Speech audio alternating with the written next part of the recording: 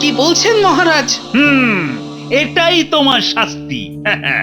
রাজাকে জ্ঞান দেওয়া খুব সোজা, কিন্তু রাজা হওয়া কত শক্ত একবার দেখো দেখি। মন্ত্রী মহারাজ, এই একদিন রাজা গোপাল চন্দ্র যে আদেশ করবে তাই আমাদের সকলকে মানতে হবে, এমনকি আমাকে। না হলে একদম একদম এক মন কাঁচা লঙ্কা চিবাতে হবে সবাইকে। বটে, দাঁড়াও বেটা, দেখাচ্ছি কত ধানে কত চাল। আমি মহারাজের দণ্ড মাথা পেতে নিলাম।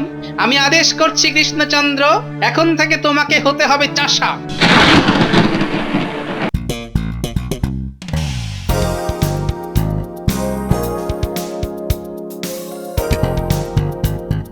গোপাল দাদু, গোপাল দাদু, গোপাল দাদু। কি হলো রে তোদের? আজ আমাদের বিকেলের খেলা বন্ধ। তাই আমাকে গল্প শোনাতে হবে? হ্যাঁ, ঠিক তাই। কিন্তু আজ আমার গলা যে ভীষণ ব্যথা। ব্যথা গল্প বললে সেরে যাবে, যাকে বলে বিষে বিষে বিষক্ষয়। বেশ বললি তো, ঠিক আছে, শোন তাহলে।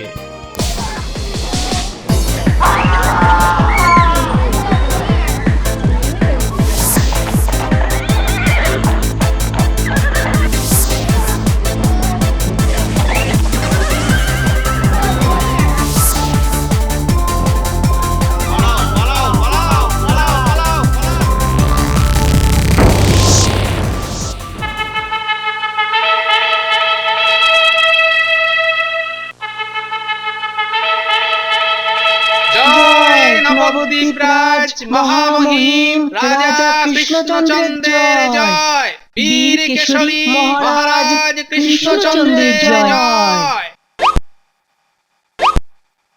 ধন্য রাজা, ধন্য তুমি কৃষ্ণচন্দ্র রায়। তুমি পিতা, তুমি মাতা, সবেই গুণ গায়। তুমি সূর্য, তুমি চন্দ্র, তুমি উজ্জ্বল তারা। তোমার দয়া না পেলে যে আমরা সর্বহারা। এই কবিটা না বড্ড তেল দিয়ে পদ্য লিখে কিন্তু মন্ত্রী। এই কথাটাই তো বারবার আপনাকে মনে করিয়ে দিই। অত তেল দিলে আপনার মন নরম হয়ে যায়, আর এটা ওটা দান করে দেন। সাধু সাধু। থাক থাক, অনেক হয়েছে। এবার থেকে মন্ত্রীর দায়িত্ব রইল, আমি দান করতে গেলেই বাধা দেবে আমাকে। লোকের একটু কষ্ট হয়। আমিও তো তাই বলছি মহারাজ। এই যে মুর্শিদাবাদ থেকে নবাব রোজ রোজ খাজনা বাড়াবার জন্য দাঁত খিচাচ্ছেন, আর পারবেন নাকি? মুখের ওপর বাড়তি খাজনা ছুঁয়ে দেবো। এসব একেবারে নগদানগদি, যাকে বলে আজ নগদ কাল ধার। অভয় দেন তো মহারাজ, একটা কথা বলি। বলো। শোনো হে, আমার ভাঁড় কি বলে শোনো সবাই। আমাদের এমন বুদ্ধিমান রাজভক্ত মন্ত্রীমশাইকে রাজসভার পক্ষ থেকে একটা উপাধি দিতে অনুরোধ করি। ঠিক আছে, ঠিক আছে, রাজামশাই যদি কোনো সম্মান দেন মাথা পেতে নেব। অতি উত্তম। তা কি সম্মান দেব গোপাল? খাজনা নগদ? না মহারাজ, আমার ইচ্ছে ওকে উপাধি দেওয়া হোক ওই কি বলে ওই জল্লাদ মন্ত্রী। কি এত বড় অস্পর্ধা! আমি বলে রাজামশাইয়ের মন্ত্রী? কি গোপাল, রাজসভায় মন্ত্রী মশাইকে হেনস্থা! নগদ খাজনা নবাবের মুখের উপর ছুঁড়ে দিতে কত কি করছেন উনি। কি করছেন সেটাই একবার দেখুন মহারাজ।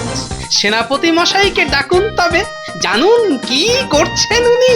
কি করছে আবার? এই সেনাপতি, সেনাপতি কই? এই তো আমি মহারাজ, আপনার সামনে। প্রণাম। এই তুমি আজকাল রাজসভায় আসতে বড্ড দেরি করছো কিন্তু বাবু। কটা পর্যন্ত ঘুমোচ্ছ বলো দেখি? ঘুমোবো? আমি তো 7 দিন ধরে গায়ে গায়ে চাষা ধরে বেড়াচ্ছি মহারাজ। ঘুমোবার সময় কই? চাষা ধরে বেড়াচ্ছ কেন কেন কেন? নবাবের বাড়তি খাজনা আদায় করতে। ওই নগদে খাজনা মেটাবো। তারা ভাত জোটাতে পারছে না, তো খাজনা মেটাবে কোত্থেকে বলুন? এটা তো ভাবতে হবে মন্ত্রী। অত ভাত খাওয়ার কি আছে মহারাজ? না হয় দুদিন ভাত খাবে না, তা বলে রাজার খাজনা বাড়বে না? তাই তো, ভাত খাবে বলে খাজনা দেবে না? দিতে চাইছে না মহারাজ, তাই তো আদায় করে আনছি। নিজের চোখে দেখবেন, চলুন মহারাজ। সেনাপতি,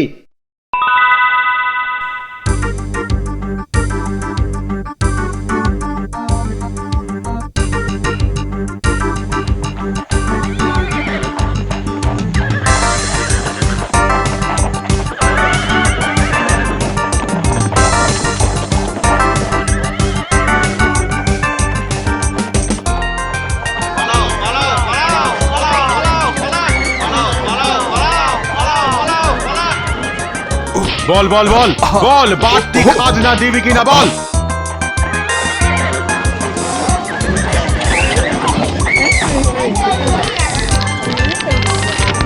দেখুন দেখুন মহারাজ, বাড়তি খাজনা কেমন সুসুর করে দিয়ে দিচ্ছে। তাই তো দিচ্ছি, সবাই খাজনা দিচ্ছে, এক বছরেও এত খাজনা ওঠেনি। এক বেলায় তার চেয়েও বেশি খাজনা আদায় হচ্ছে। গোপাল ভাঁড়টা তো দেখছি মহা নিন্দুক হয়ে গেছে। আপনি যে রাজা আর আমি গরিব চাষার ছেলে, তাই তো জানি কোত্থেকে খাজনা দিচ্ছে ওরা। ঘর থেকে দিচ্ছে, চুরিও করছে না, ডাকাতিও করছে না। এই চাষারা এগিয়ে আয় আয়। তোরা সব চুরি ডাকাতি করে খাজনা এনেছিস? না না না না রাজামশাই অত্যাচার করে খাজনা নিয়েছেন?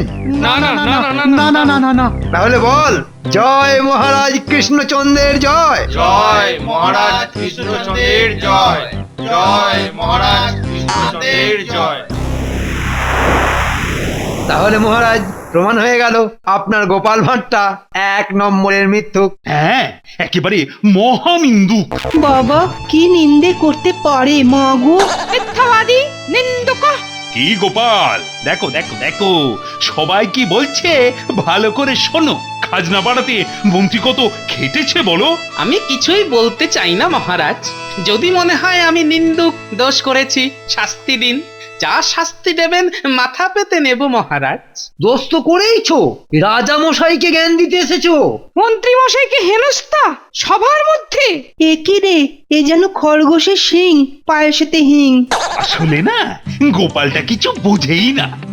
রাজা হওয়া কত শক্ত, রাজাদের কত কিছু করতে হয়। চাষি হওয়ার চেয়ে রাজা হওয়া কিন্তু খুব শক্ত। সেই কথাই তো বলি, ওই কারণে যখন তখন মানি লোককে হেনস্থা করে। হ্যাঁ, ওই জন্যই তো কড়া শাস্তি দেব। চাষি হওয়ার চেয়ে রাজা হওয়া কিন্তু খুব শক্ত। সেই কথাই তো বলি, ওই কারণে যখন তখন মানি লোককে হেনস্থা করে। হ্যাঁ, ওই জন্যই তো কড়া শাস্তি দেব। শোনো হে গোপালচন্দ্র, আজ থেকে আসছে কাল ওই সূর্য ডোবা পর্যন্ত তুমি হবে কৃষ্ণনগরের রাজা।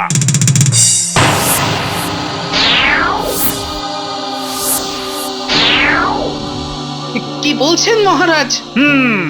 এটাই তোমার শাস্তি। রাজাকে জ্ঞান দেওয়া খুব সোজা, কিন্তু রাজা হওয়া কত শক্ত একবার দেখো দেখি। মন্ত্রী মহারাজ। এই একদিন রাজা গোপালচন্দ্র যে আদেশ করবে তাই আমাদের সকলকে মানতে হবে, এমনকি আমাকেও। না হলে একদম একদম এক মন কাঁচা লঙ্কা চিবাতে হবে সবাইকে। বটে, দাঁড়াও বেটা, দেখাচ্ছি কত ধানে কত চাল। আমি মহারাজের দণ্ড মাথা পেতে নিলাম। আমি আদেশ করছি কৃষ্ণচন্দ্র, এখন থেকে তোমাকে হতে হবে চাষা। নবদ্বীপের সব চাষিদের দায়িত্ব তোমার। বাড়তি খাজনা নিয়ে তোমাকে কাল সূর্যাস্তের আগে আসতে হবে রাজসভায়। যাও, রাজপ্রাসাদ থেকে সকলকে নিয়ে চাষিদের ঘরে গিয়ে ওঠো। যাও, আমার আদেশ।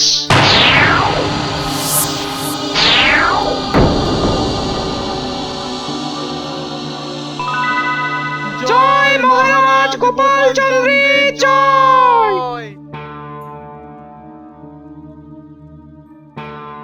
শোনো মন্ত্রী। বলো। না মানে বলুন মহারাজ। এই মুহূর্ত থেকে আমি একদিনের নয়, চিরকালের জন্য কৃষ্ণনগরের রাজা। আর কৃষ্ণচন্দ্রকে রাজবাড়ি থেকে দূর করে দাও। কি বলছো গোপাল? এরকম তো কথা ছিল না। একবার ক্ষমতা যখন পেয়েছি, এ আর আমি ছাড়ছি না। হায় হায় ভগবান।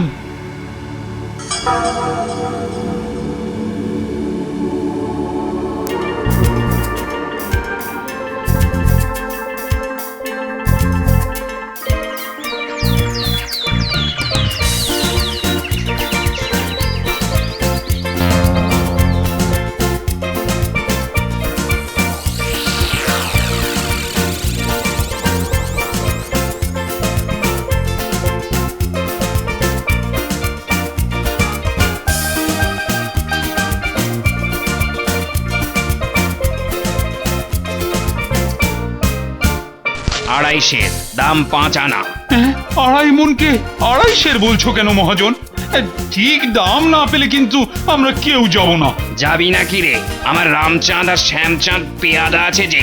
রামচাঁদ, এই এই এই এই কি হচ্ছে? এই এই এই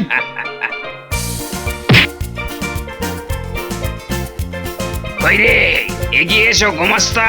এই 100টা টাকা মন্ত্রী মশাই শালা ঠাকুরকে পৌঁছে দিয়ে এসো তো, যাও। বলে দিও আজ যেন সেনাপতি মশাই সেপাই নিয়ে আগে আসে। ক্ষেতের মধ্যে দিয়ে ঘোড়া না ছোটালে খাজনা আদায় করা যাবে না। বেশি বেশি ঘোড়সওয়ার পল্টন পাঠাক।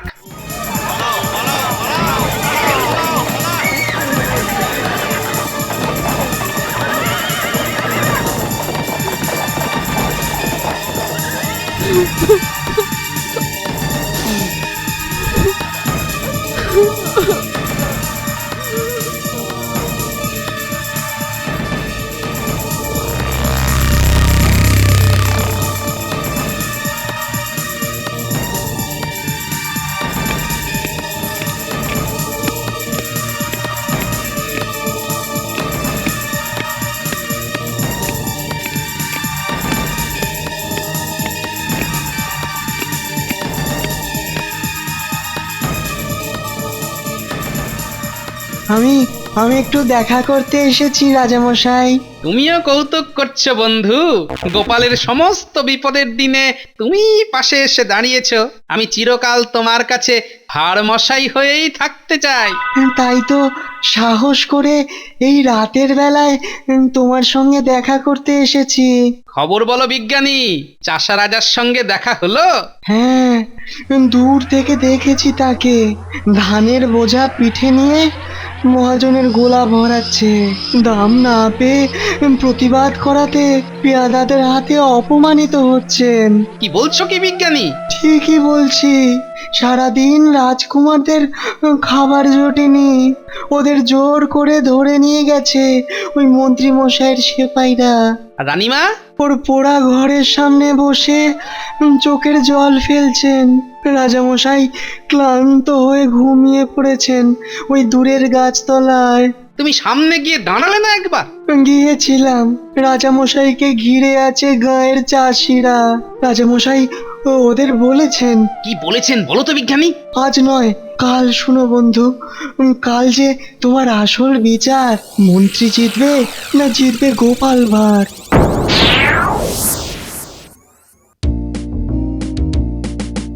না না গোপাল দাদু, আমরা সবাই জানি তুমি এখন কৃষ্ণনগরের রাজা। গোপাল দাদু, গোপাল দাদু।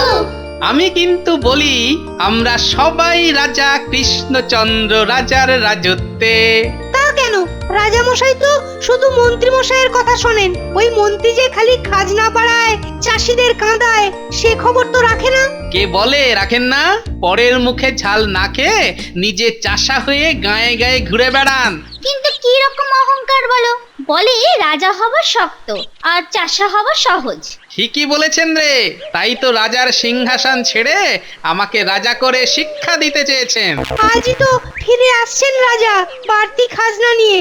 দেখি কি বলেন, রাজা হওয়া শক্ত না চাষা হওয়া? মহাজনের মার খেয়ে একটা গোটা দিন না খেয়ে পোড়া ঘরের দুঃখ মাথায় নিয়ে রাজামশাই ফিরছেন।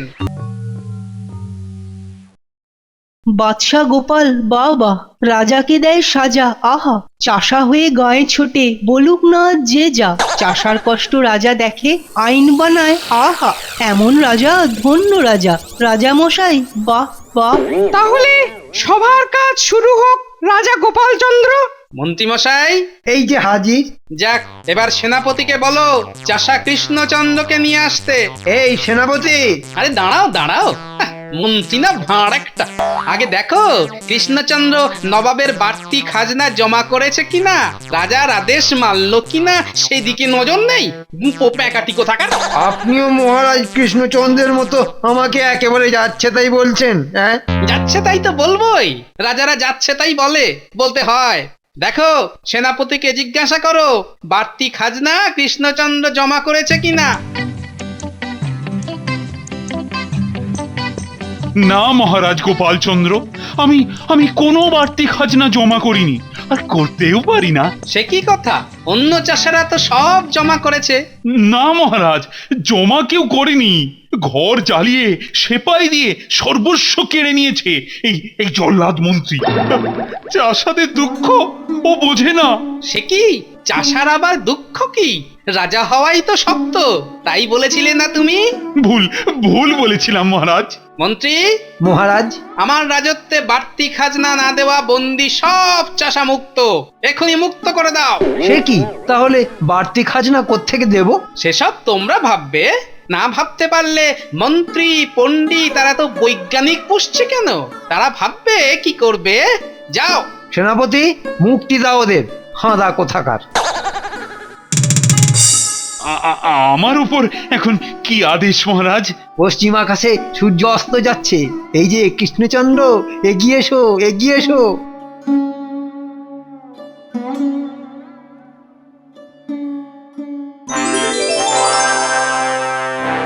গোপাল, এসবের মানে কি?